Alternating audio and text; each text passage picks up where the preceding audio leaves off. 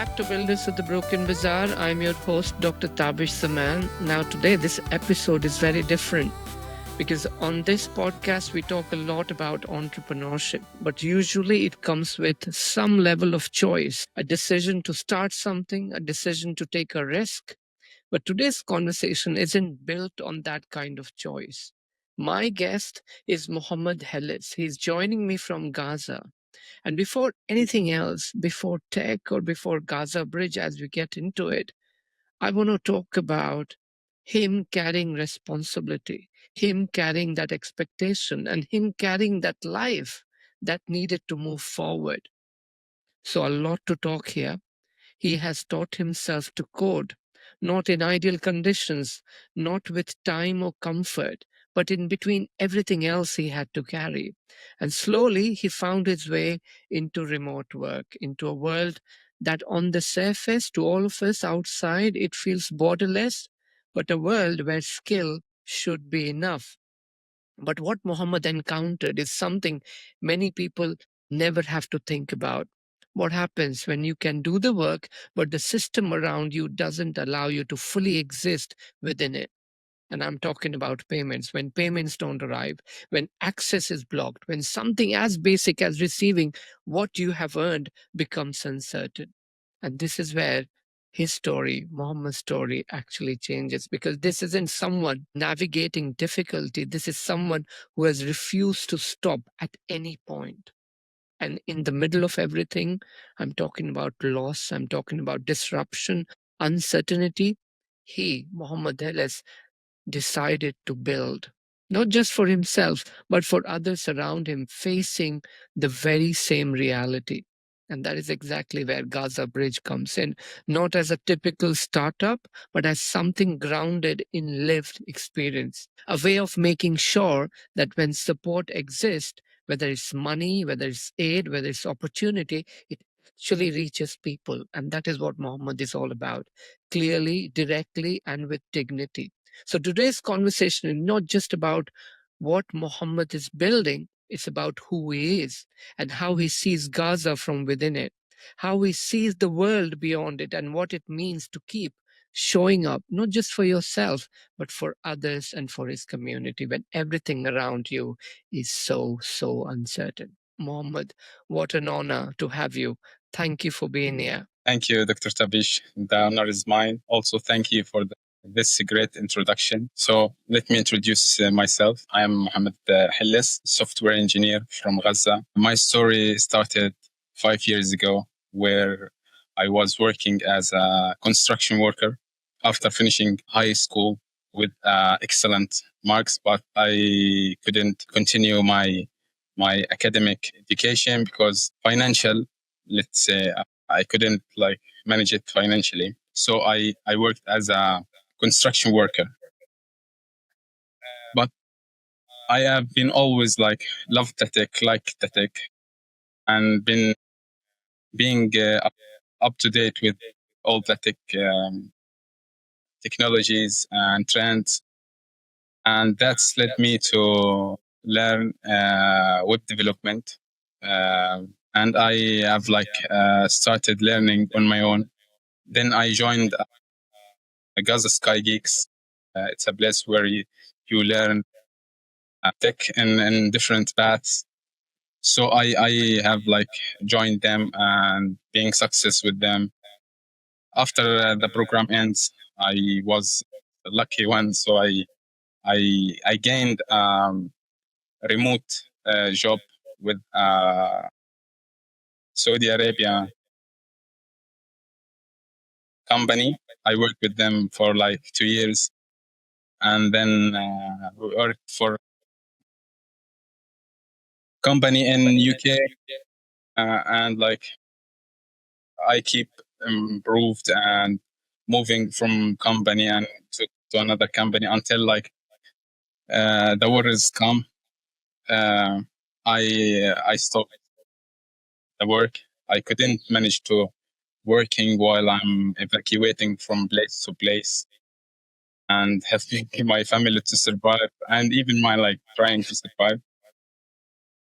That was very hard to manage.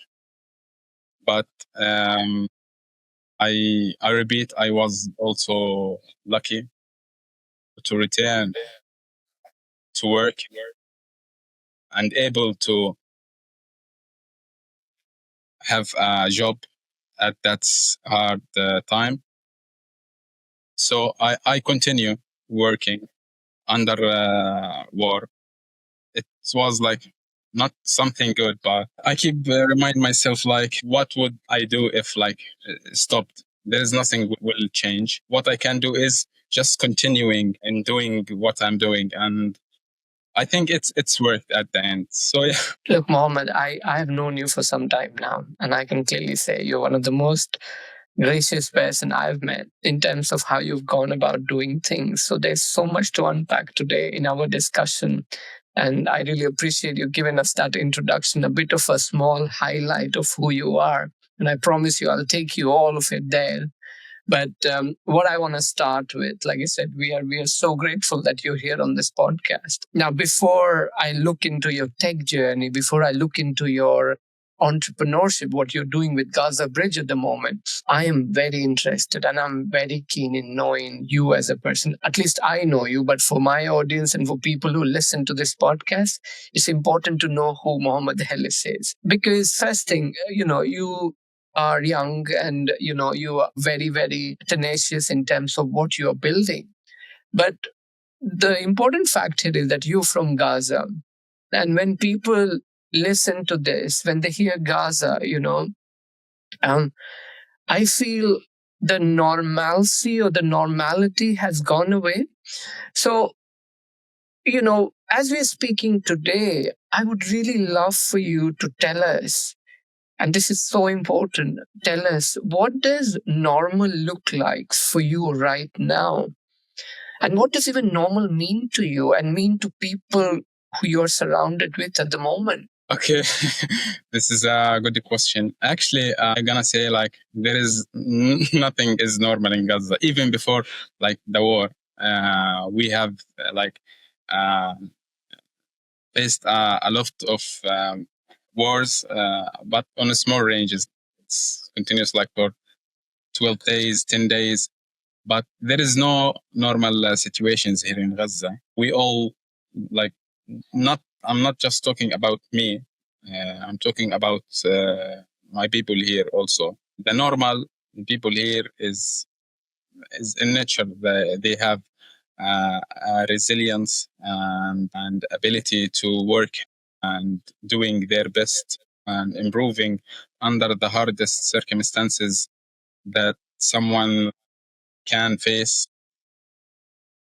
So yeah, Gazan in nature, they are resilient and they are great people, can like achieve a lot of things.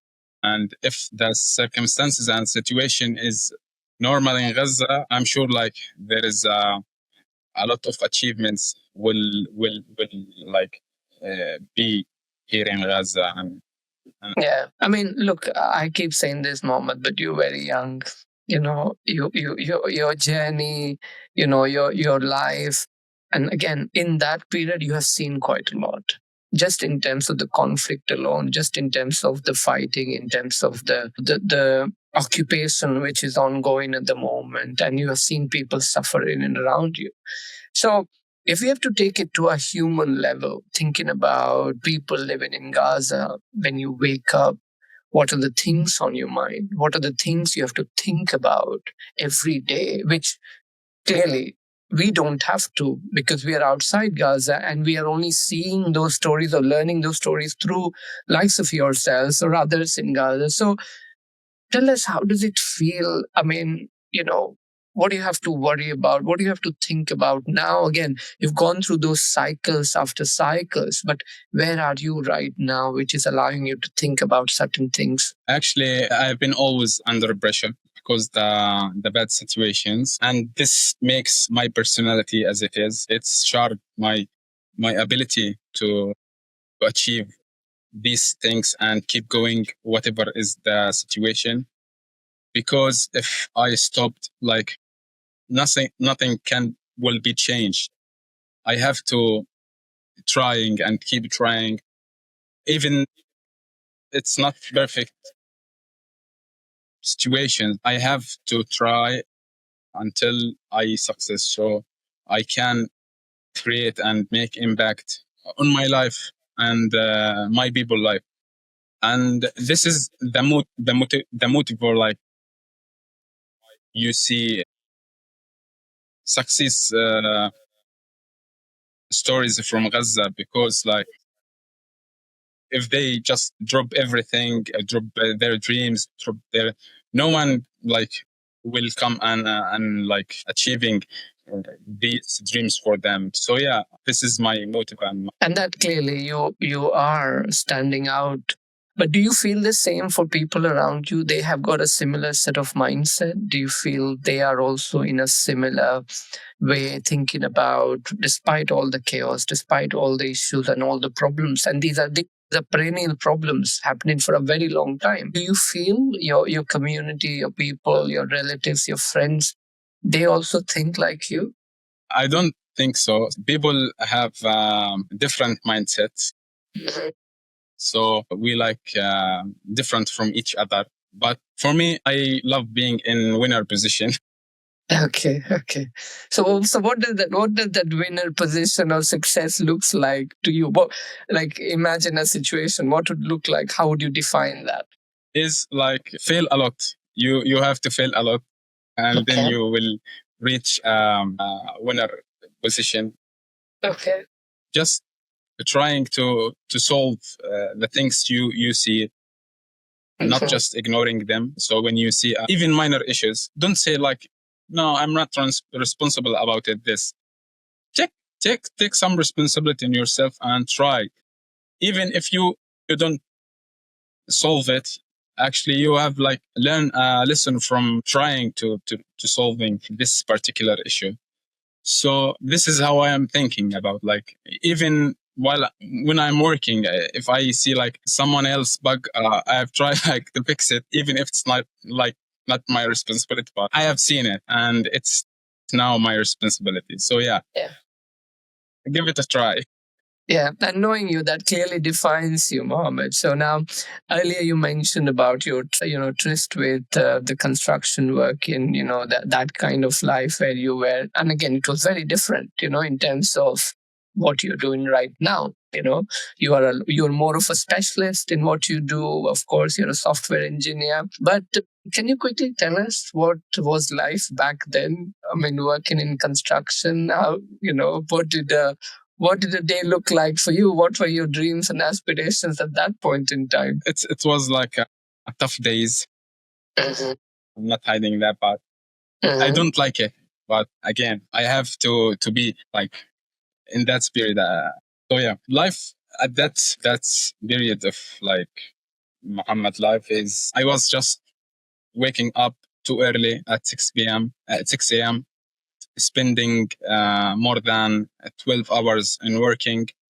Conditions was like not best thing. It was very bad, and even the payment was too low. And all these reasons, all these things are reasons for me at that time to invest in myself, to get out from this, let's say, sector, and moving to another one, to improving my life. And that's all.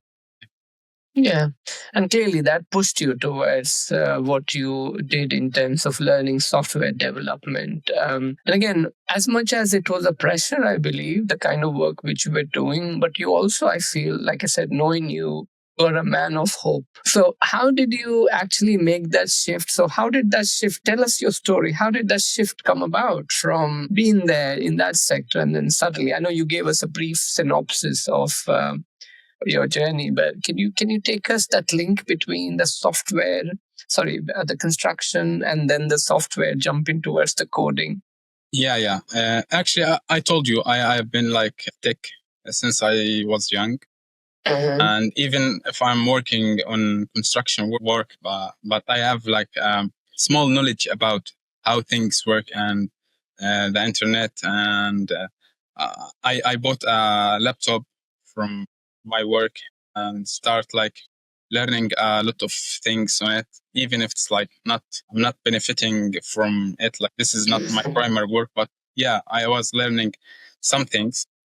Uh, what it was like, I have a lot of pressure during that time while I'm working in construction, and I really feel like if I continuing in this work, I will burn out and not having a passion for anything else. So I'm trying to survive from this situation. I have like I create a roadmap for me, for myself, and a plan to shifting into something related to freelance work.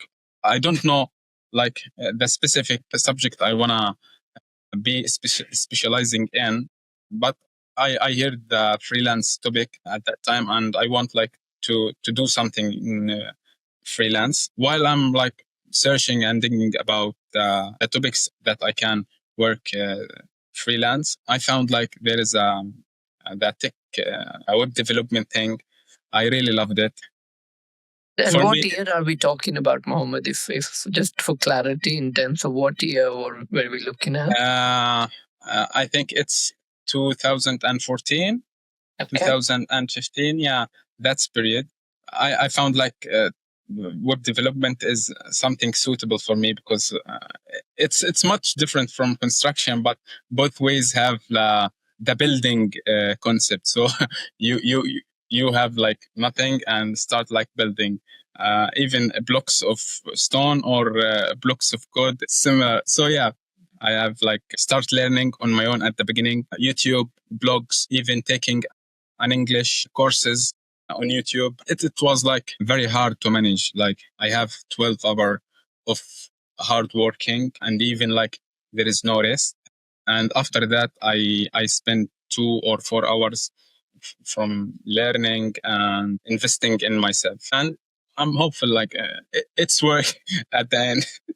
Yeah, it did. It did clearly, which is why you arrived here where you are right now. But that takes a lot of effort on your part. But do you think at that time, the reason I asked for the year, at that time, there was an opportunity for someone like yourself, obviously through the internet and through the availability of different resources. Obviously, things are very different right now. But did you feel that there was a real opportunity for you that if you take advantage of what is out there in terms of the digital elements, the digital work, the remote work, you could move forward and you could see yourself as a different human being in terms of doing well financially and doing well skill wise as well? To be honest, I didn't expect a lot from this shifting.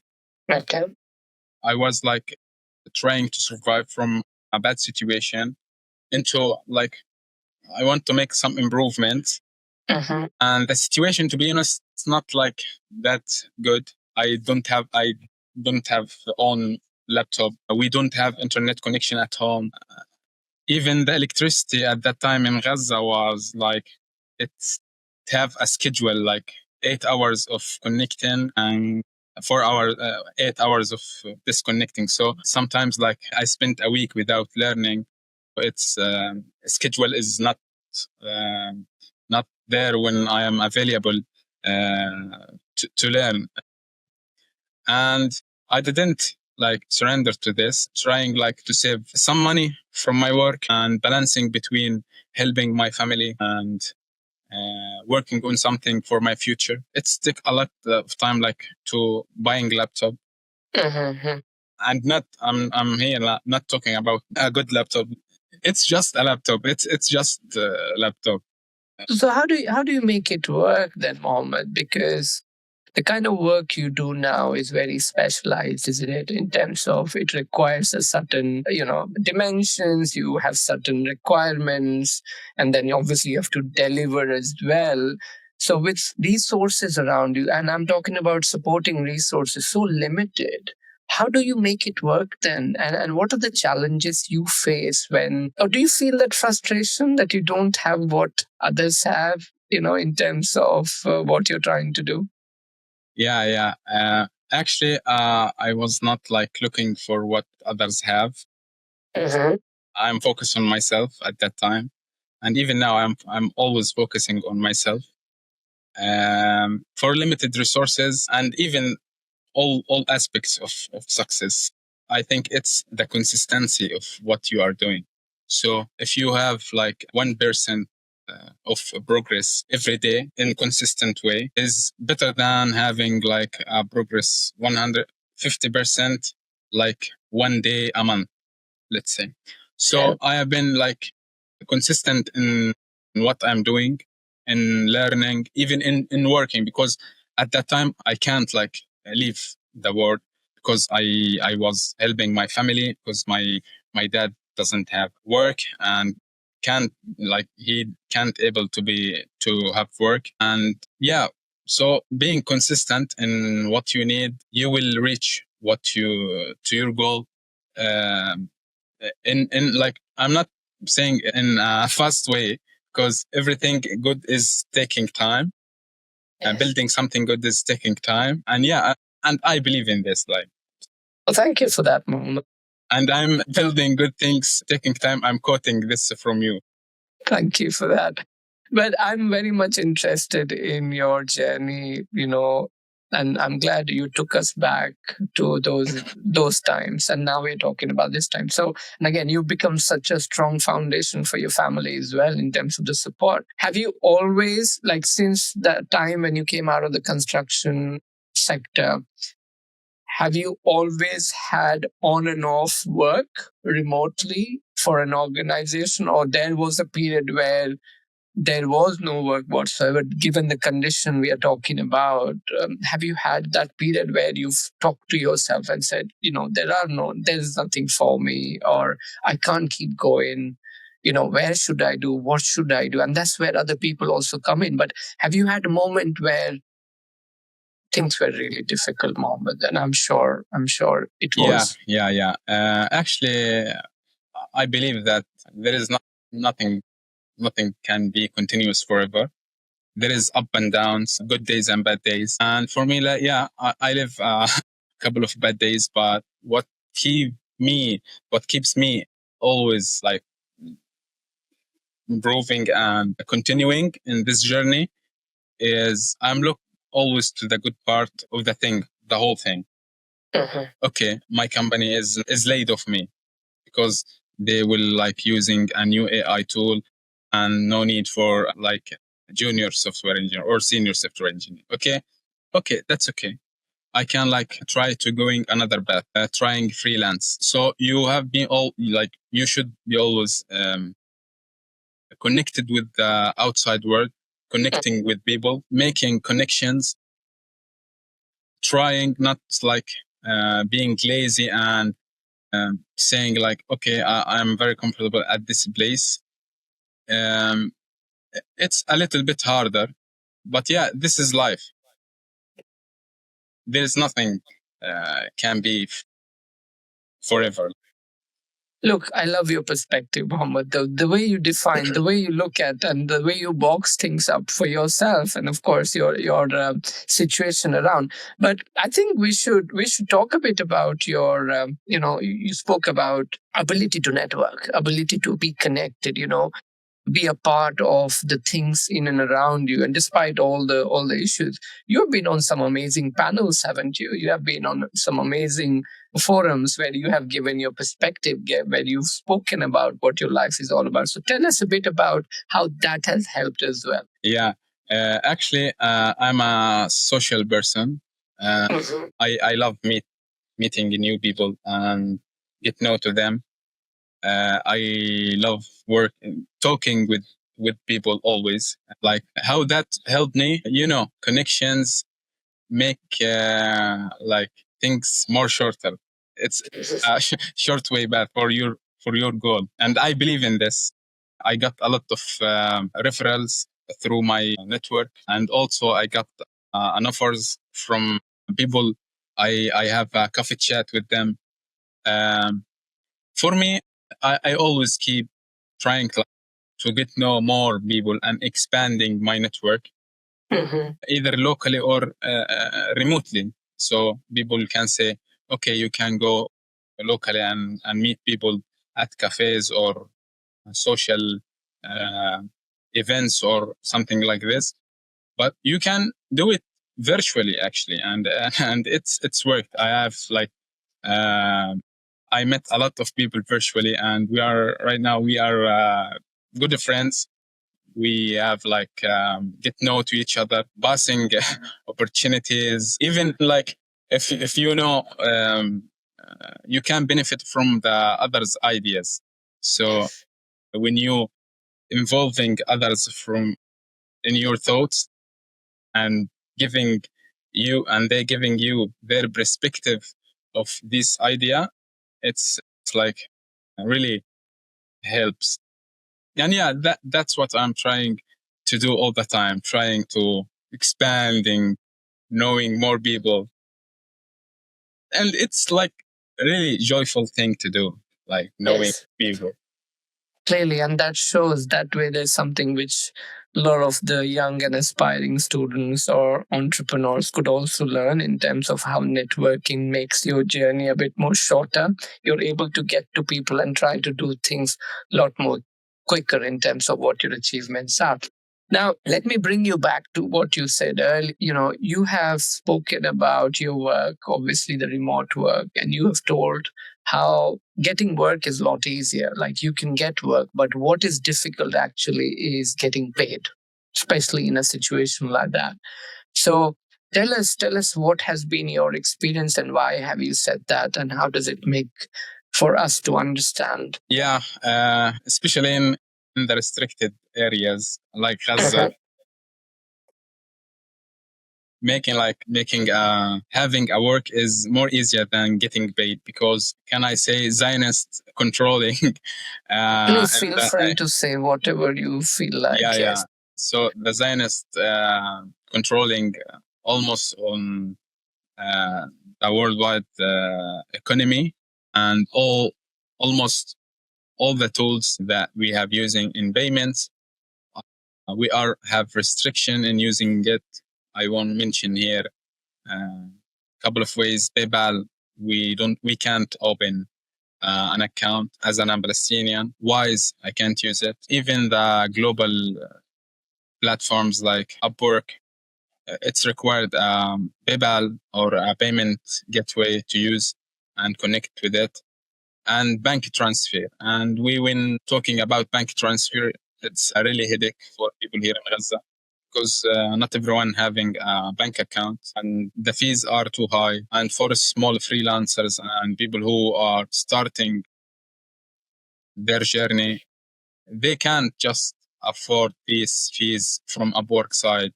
And when they tried like to withdraw their profits, some local brokers here like sharing with them their profit. It's something no one can like handle that. Yeah, yeah. And only someone who's been there and has seen it, and you're an important figure because you have gone through this, so you have that lived experience. And this is what we refer to as extraction, in terms of exploitation of the work which people put in. And a lot of people outside, they're completely unaware of it. But it does affect you, isn't it? How you see your work, your value, your time, isn't it, Mohammed? Yeah, actually, there is a version before the last war and the version after. The version before war, to be short, like it's a little bit harder than this one we live right now. There was a couple of payments can like being easily, not easily that way you're thinking about, but yeah, at least it's work. But after the war, we face a different reality. We almost like, let's say in numbers, like if you have like earned $1,000 after fees and middle layers of brokers, you will receive like from 500 to $600 if you are lucky. So there is $400 are wasted on like brokers fees. We didn't like counting the internet and electricity, and these days those two things are too expensive. Like it will reach a point the like working remotely is not that good, but we cannot like resist to this thing. Yes. We Yes. always find workaround solutions like using crypto. Using crypto is a key changer in this thing. It helps a lot of people here to continuing their work and delivering their work and getting paid in a good way. Yeah, but still, I feel in terms of you gave us some numbers of what a typical earning would look like and what going through the traditional means, how that gets deducted. We are talking about almost 40 to 50% without considering the use of resources in terms of electricity and the internet. Now, do you feel there's a frustration amongst others as well? And again, that's where I want to come in terms of how you have converted your frustration into something you want to solve. This is a big problem for you, not personally, but you see in and around the community as well. But do you see this happening? Like you mentioned, post October 7th, this has become more persistent, and companies who employ or organizations who employ people remotely in Gaza, do you think they are not aware of this, or don't they take this responsibility towards themselves to look at it more holistically? I can't just saying that in general that the companies didn't take this in consideration. I'm working on a co-working space containing like more than 250 freelancer here working with different kind of companies, different kind of specialization. It's depending on the company they work with. I have like seen, like I hear from my friend Ahmad who's told me his company is giving him a raise like to cover the extra fees that's being on him after the 7th of October. Someone else told the company just ignore everything and and making themselves like not seeing the situation is so it's different from company to another. Okay. So yeah, not the same. Yeah, so it varies from company to company, of course. Now, I think you briefly mentioned about the co-working space for people outside. People outside, they really want to know what it looks like and what are the benefits of that co-working space and how does it work for you personally? How has it benefited you? Yeah, for me, before like telling you about co-working space, I would love like even before the 7th of October, I love the working from these spaces because people from your field, knowing uh, colleagues. Let's call them colleagues, working with different levels. You can meet here juniors, seniors, tech leads, even like founders you can meet here. It's a place to be explaining what is. It's a place providing a reliable internet and electricity to its beneficiaries. So you can like working here and doing your tasks in a good, quiet place. Yeah. And who are the people who run this? Are these big organizations from outside? There is a different kind of the owners of these co-working spaces. There is a like private owners doing it as a personal project. They can benefit from it, and there is a kind of organization can funding a program to like helping the freelancers in Gaza, and there is initiative creating these places also to help people in Gaza and like um, making them a good aspect in the economy wheel. Mhm. So yeah, it's different kinds of owners you can meet. Okay. Now, this is the exciting part, Mohammed. Let's get to Gaza Bridge. Again, we are not just talking about a company, or we're not just talking about an idea on the paper. I know how much of an effort has been put in and how much of a progress we have made in terms of what Gaza Bridge actually stands for. So tell us, this is your first in terms of what does it mean? What does Gaza Bridge mean to you? Okay. Before telling you what Gaza Bridge mean to me, I want to highlight the issue or the problem I'm trying to solve. So there is two parts, part in Gaza here and part outside Gaza. And I'm saying this because I have a lot of connections outside Gaza, and they always trying to asking me how we can help people in Gaza, how we can making their life more easier, how we can donating to people in Gaza, how we can reaching to people in Gaza. And there is the other side is the people here in Gaza. Internet and electricity here in Gaza is not something normal. It's like a luxury, let me say it, because it's too it's have it's expensive for ordinary people. And if you not working on you are not working remotely, or you don't have anything to do with it, you can't just afford it expensive. People here, not all of them have connection with the people outside. Even there is a people here didn't have smartphones. So there is a gap in between those and those two parts. Gaza Bridge is aiming to fill this gap, so we can connect the people who want to create an impact in Gaza with those who want to have this impact, who want to be helped. And we do it in two different ways. The first way is we providing us we provide ourselves as an executing partners for organizations, NGOs, anyone, even individuals who want to create a project or initiative or any project in his mind in Gaza.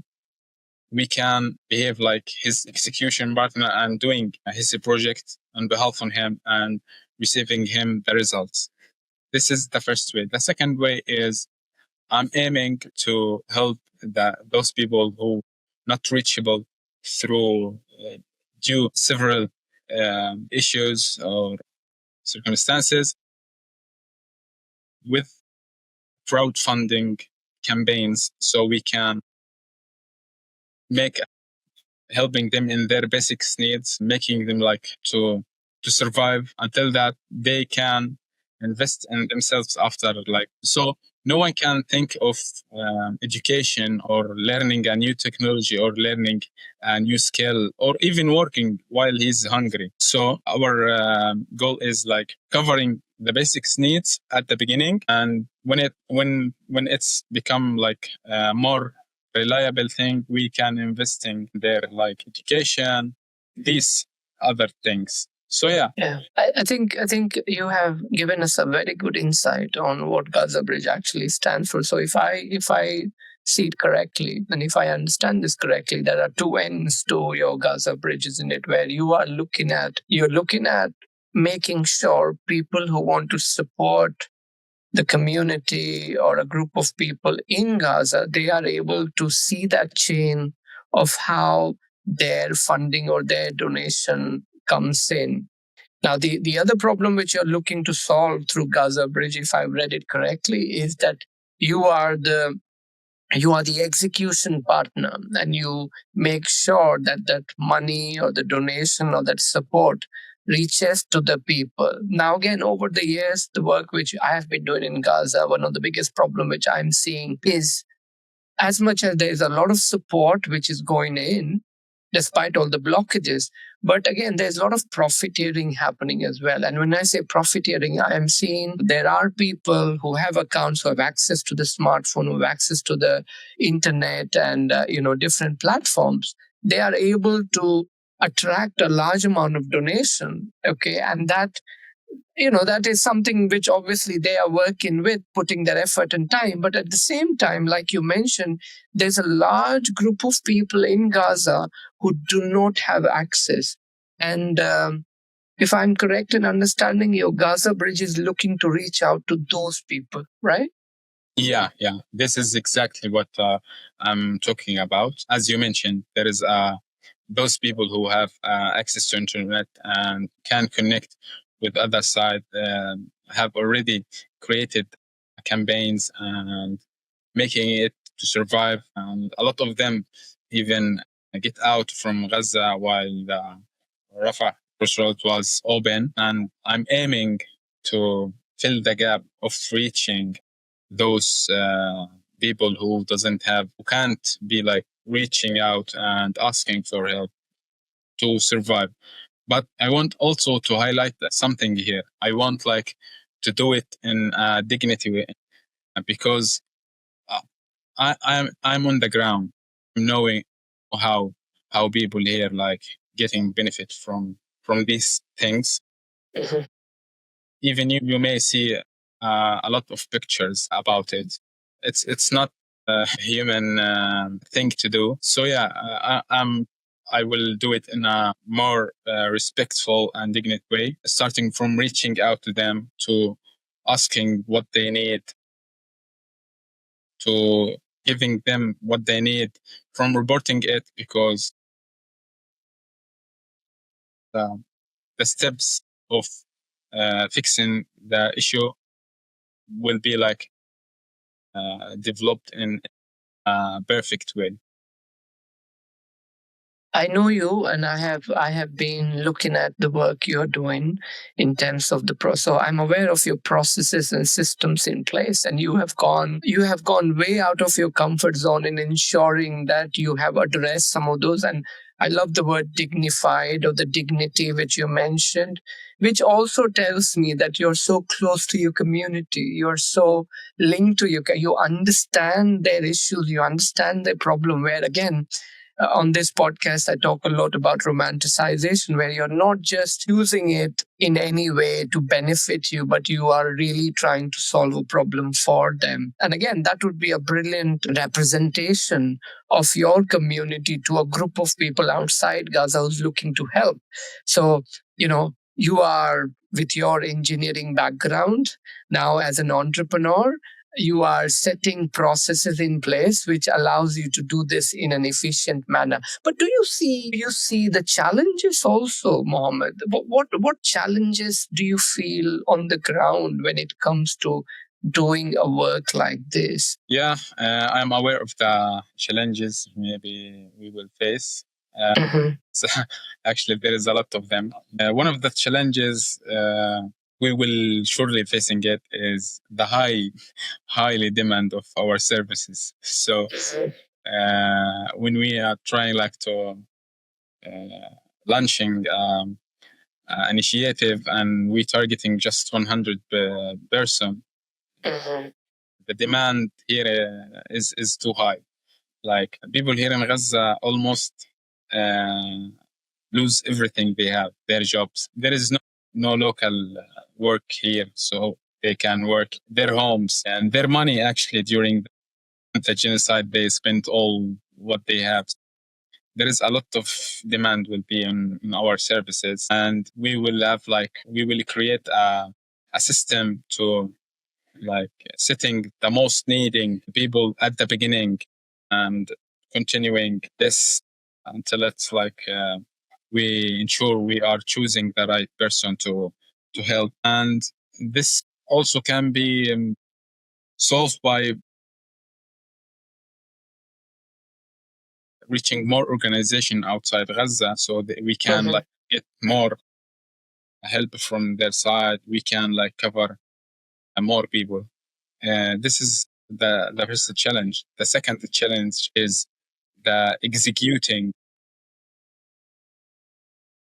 One of the things, one of the steps of helping people is knowing their needs. They need money and they can spend it, or like we here, like there is a cash issue here. If they need food parcels or packages, the goods here is not, and the market is not a stable one. It's always up and down, based on the other side, what he decided to enter, when what he decided to block to entering Gaza. And yeah, being we must like have something reliable, uh, fixing the issue cash. We can like helping people to receive the payments through virtual cards, so they can pay it directly in malls and markets. And this is the solution for it. The other is a little bit harder to be solved. But if we can like doing a workaround solution, so we can get a good amount of goods and packaging them into parcels. Yeah. And we when we choose the people to distributing on them, we will distribute it directly without like not just yeah. But one thing I would say here, Mohammed, is that in Gaza, of course, we have large organizations as well. You know, very big organizations. They have been there for a very long time. Again, on and off in terms of what has happened recently. A lot of them have been banned, but then there are still a few of them who still continue to operate and who are operating on a similar lines as Gaza Bridge would, in terms of money, in terms of the the food parcels or the services. So how would you make sure that it works, and what is your learning from them, some of the things which they already do? What have you seen, or something which you can inculcate in your Gaza Bridge as well? Yeah, actually, most of the organization is based on outside Gaza. Okay, and okay. They have hiring teams in Gaza. So they are themselves not inside Gaza. So they hiring. I am here like I am the founder, and I am existing in Gaza, and I will be supervising everything, starting from the crowdfunding until last mile delivery. Each step, I will give it very attention to details. For the money, they got banned because they misuse the several ways, like receiving large amounts at the same times without being registered as a legal company. And in this way, look, in Gaza, you can't register yourself as a legal company because you will facing a lot of issues, because we don't have, let's say, a government. We like relying on the Zionist government to determine what works and what not works. This and the other issue they facing is they hiring a lot of people. Let's say they want like to distributing an 100 parcel package. They're hiring 20 person to doing this work. So they're not like having let's say expenses, not twice expenses. Yeah, so rather than making an impact, they are actually spending money on something which could have been saved. Yeah, they're spending money rather than they have like to get. And yeah, they can save a lot by like choosing the right people to doing this job, and being like equalizing between what they have and what they spend, and being sure where those money are spent, because at the end it's like they're responsible. All these issues I think we have here in Gaza. Yeah. And it's like solving this issue will really make a difference and good impact on people. Yeah. I mean, what I see with Gaza Bridge is clearly, I think there's this word called trust. And I think Gaza Bridge can be, can be represented in the form of trust, because what you're looking to address the trust on both the giving side and the implementing side as well. And you are the fulcrum there as an entrepreneur, as someone who sees or who understands the pain of people from outside. Because, like you said, you're connected to so many people outside. They don't know where the money is going. They don't know who's getting that money or if that money has been well spent or not. That is one part of the problem. The other part of the problem is, of course, people who need help or people who need that support. And you're doing that through Gaza Bridge in the most dignified way by having done the groundwork already, understanding what their needs are, understanding what the requirements are, and then reaching out to them in a way which allows them to be heard, seen, and again, supported by the outside world. So, the concept of Gaza Bridge is absolutely fascinating and is the need of the hour as well. And knowing you, I know how methodical you are. So you are going step by step.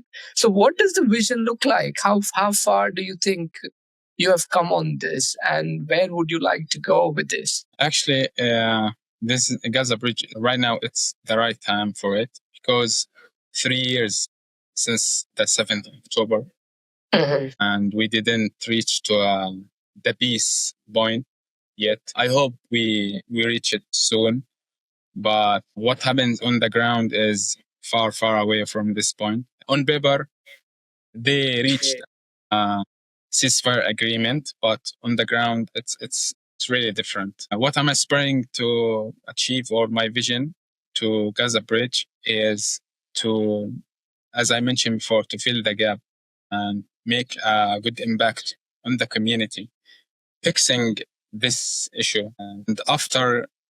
And I'm hoping that after the situation is being settled around and peace comes, it will also being a helpful. Everyone knows Gaza is totally destroyed. 90% of the homes are fully destruction. So there is a need for people who like rebuilding these homes, streets, organizations, investing in the education, health, almost all aspects of life. So Gaza Bridge, after like, and I'm hoping we reach that soon, we will shifting from covering the basic needs of the people to making the people life is more easy, like from supporting, creating initiative, rebuilding, investing in people through the education and health and the other aspects. So this is my vision for Gaza Bridge, and I hope we will do it. Yes, fingers crossed. My last question with Gaza Bridge, and then we'll move on to the final section of our discussion. I really appreciate the patience with which you are explaining to us about Gaza Bridge, because I know how personal it is to you and how important it is to you. But the work which you're doing through Gaza Bridge, do you feel it allows you to connect to people, which you're very good at anyways? But do you wanna give a shout out, or do you wanna tell us the kind of people you wanna work with externally when it comes to Gaza Bridge? For Gaza Bridge or other things, I love working with the passionate people. I love working with people who have passion for what they doing, love what they're doing, really wanting creating an impact. Uh, the people who have the winners mindset. So yeah, I would love to work with those people, and anyone like wanting to create an impact on my people life, on the Palestinian life. I will be honored to working with them. So yeah, this is the kind. So what is the exact kind of resource, or the exact kind of help and support would you need right now to push Gaza Bridge forward? What do you mean by resource? Yeah, what I mean by that is, if there are so many people who are willing to make things happen in Gaza. So the kind of individual you'd want to have on board, and as an entrepreneur, would you give an opportunity to kind of people who'd come on board Gaza Bridge and push it to the next level? Yeah. There is a lot of aspects I want to help with because I'm just starting. I'm not finished it anything yet. So the aspects I want people to help me with is, let's start from the first thing is the crowdfunding. We need influencers, people who have an effect, have a good audience to make Gaza Bridge goes viral. I wanna like specialists from almost all kinds of tech, because we want to build the platform. Also, would you employ some software engineers like yourselves to help you with things? I would love that, but I can't, unfortunately, to doing this, because this is like we don't have a budget for that yet. So, but in the future, we can like think about this. Okay. But yeah, that's the first point we wanna have. Mhm. Okay. No, we wish you good luck with this. All the best. I know how much of time and effort you're putting into this, and we want to see Gaza Bridge doing what it is meant to be doing. So all the best.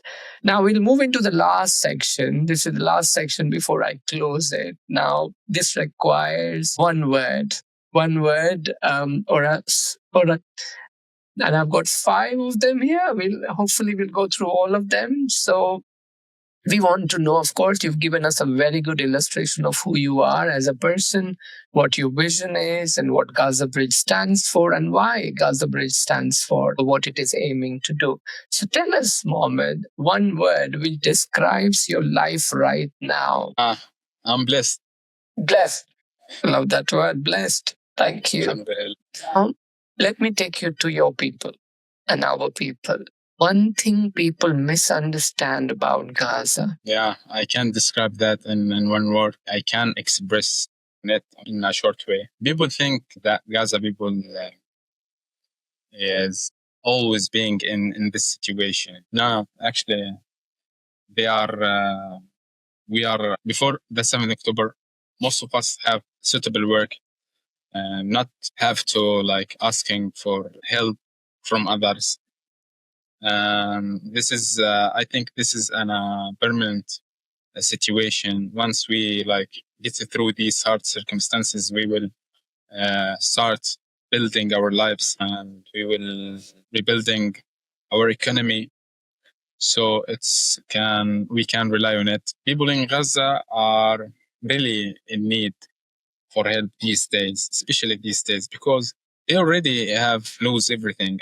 I'm not like, it's really everything in every aspect of it, everything, starting from like their home to their work that we're making living from it. So they don't have anything to rely on. And I hope the situation become better, and they like recover themselves again. But what they have not lost is clearly, Mohammed, is their will and desire to make things better. And nothing can be more clear than your vision and your work. You know, you represent Gaza in a lot of different ways. Yeah, I hope so. Okay. Yeah, you do. Okay, next one. Can you sum up Gaza Bridge in one sentence? In one sentence. It's the tool that will fill the gap. I'm sure it will create a great impact on people here in Gaza. I don't have any words. Okay. Right? We will take that. A tool. Mind. Yeah, a tool that fills the gap and it will make an impact in Gaza. That is good enough for me. Now, my last two. The first one would be, what keeps you going? That one thing which keeps you going. It's multiple things. Okay. First, my family. Okay. Saying my wife and my dad, mom, and the brothers, sisters.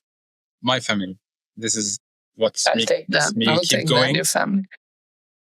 You got a big family, Mohammed? Have you got a big family? Yeah, I have a big family. Okay, and that keeps you going in a way. Yeah. I have to be strong to supporting them. I can't be weak. Okay. This is not an option. Okay, Yeah, go on, go on. The second thing is I really want to make an impact on my people. I want I want them to recover their lives. I want like to see Gaza uh, like to be rebuilt and to be great as it is always in my mind. I want situation to be better here. Also, the third thing and the personal, and I'm just keep saying that I have a winner mindset, and I can't let that go. So yeah, Okay. I will win that thing. I will take I that. hope. I will very well explain that. And my last one, I promise you, no more questions coming your way, Mohammed. Amongst the so many things you have, or you've lost as well over a period of time, is there anything precious to you which you always hold with you? Precious something. I put you on a spot then. Anything which you hold very dear to yourself and you have it with you or you're very protective about? Yeah. Actually, my family. This is the first step. This is the first thing.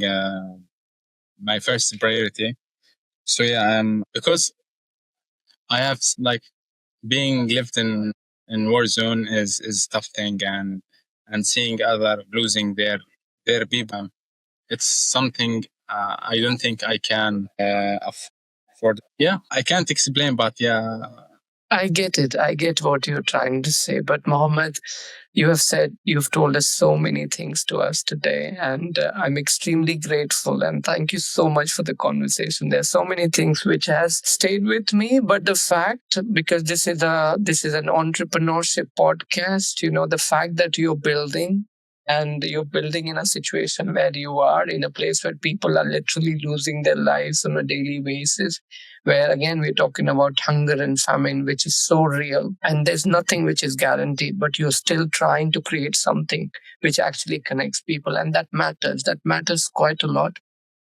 So for anyone listening, please don't just watch, think about what it means actually to reach out to someone and connect to someone and solve or address their problem. So up until next time, don't look away. This has been Builders of the Broken Bazaar, and I will see you again next time.